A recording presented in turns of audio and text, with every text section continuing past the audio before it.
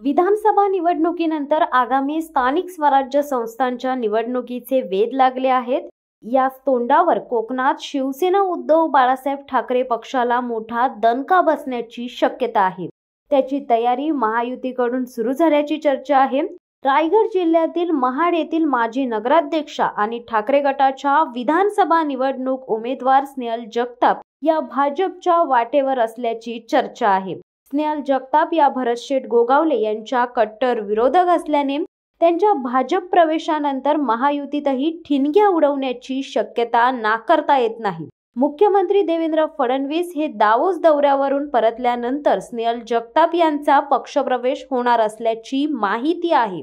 त्यामुळे रायगड जिल्ह्यात उद्धव ठाकरे गटाला लवकरच मोठा धक्का बसण्याची शक्यता आहे।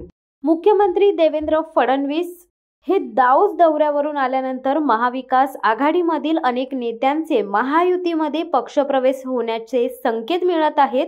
स्नेहल जगताप या महाडच्या तत्कालीन माजी आमदार आणि काँग्रेसचे नेते कैलासराव माणिकराव जगताप यांच्या सुकन्या आहेत। त्या यापूर्वी महाडच्या नगराध्यक्षा राहिल्या होत्या।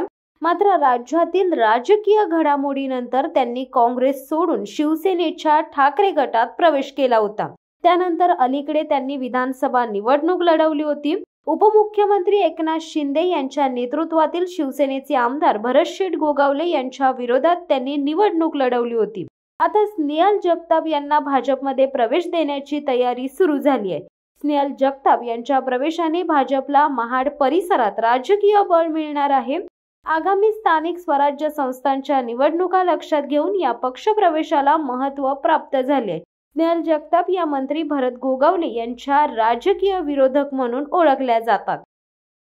शिवसत्ता टाइम्स न्यूज ब्युरो महाड। दे धडक बेधडक वृत्त देणाऱ्या आपल्या शिवसत्ता टाइम्स न्यूज चॅनलला लाल बटन दाबून सबस्क्राईब करा आणि बेल आयकॉनला क्लिक करायला विसरू नका।